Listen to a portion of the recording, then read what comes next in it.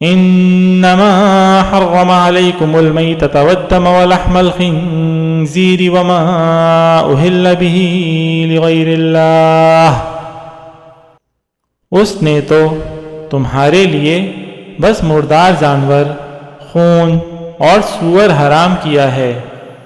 نیز وہ جانور جس پر اللہ کے سوا کسی اور کا نام پکارا گیا ہو۔ فمن اضطر غیر باغ ولا عاد فلا اثم علیہ، ہاں اگر کوئی شخص